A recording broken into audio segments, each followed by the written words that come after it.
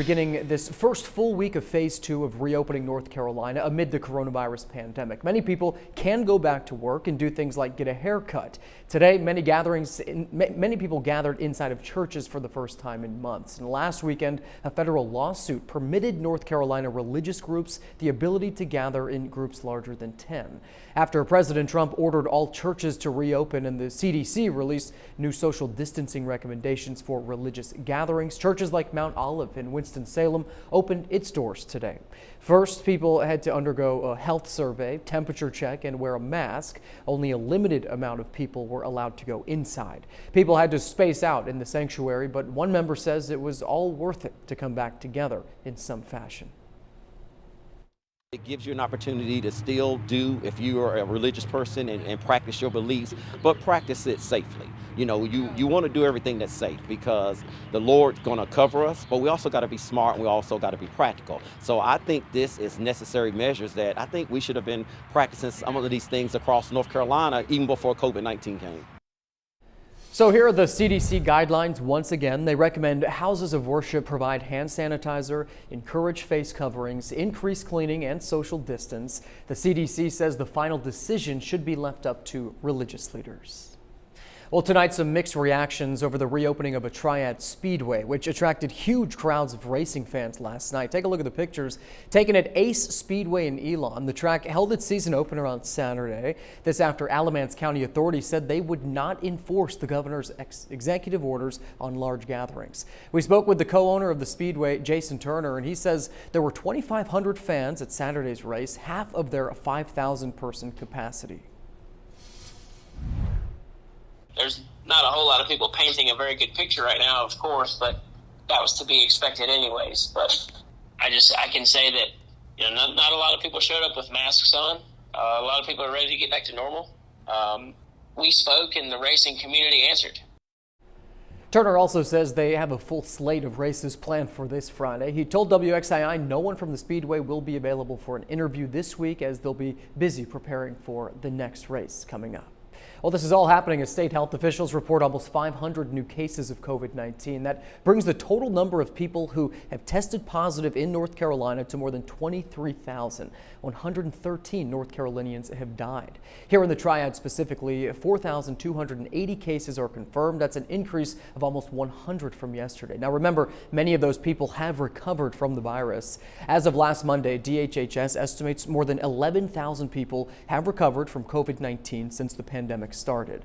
And as of yesterday as well, 9% of COVID-19 tests came back positive. The state wants that number to be below 6% each day moving forward. The New York Times is showing the magnitude of the coronavirus death toll one name at a time. Have you seen this? The paper published the names of 1,000 victims in today's edition of the paper. One of the people named is Frederick Starr, the former CEO of Thomasville Furniture. He died from the coronavirus complications, in fact, back in April.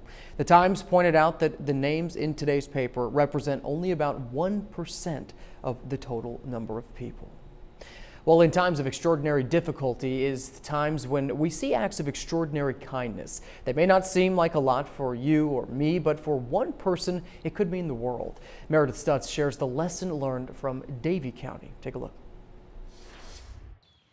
During this pandemic, the world of sports stopped. The expectations of high school seniors dashed. But where those two intersect, you'll find an unlikely coach, teaching the lesson that no matter the separation, you're still on the team. 18-year-old Parker Perchesnik is finishing up his senior year at Davie High School, or what's left of it. Oh, wow. Well, it was great. Great because of what happened in and outside of the classroom. For 4 years, Parker's coached Special Olympics teams in Davie County. Last year, he started a track team. You know, I went in thinking that I would teach them more about sports, but they really taught me so much more about life than I ever thought they would. Like what happened at a tennis competition. When the athletes won second place and they started chanting, "We're number one, we're number one." And I was like, guys, you did so good, but you know, you got second place. Then after that, they started chanting, "We're number two, we're number two," with that same exact enthusiasm. This enduring enthusiasm carried into the pandemic. Coronavirus canceled their track season, but not the team.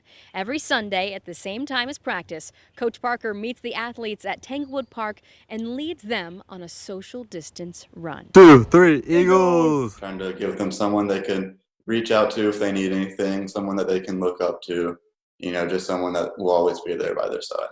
Teammate Cosmo Hutchins says Coach Parker boosted his confidence, Very proud of myself. motivating him on and off the track. Team do best. Have a good time. With smiles like that, this coach knows when life doesn't deal you a first place trophy, there's still plenty to celebrate when you're number 2 together. Friendships are stronger than a virus. They're stronger than a pandemic. They'll always be there regardless of the circumstances. As for Parker, he's headed to UNC Chapel Hill in the fall on the prestigious Moorhead Kane Scholarship, guaranteeing him a full ride.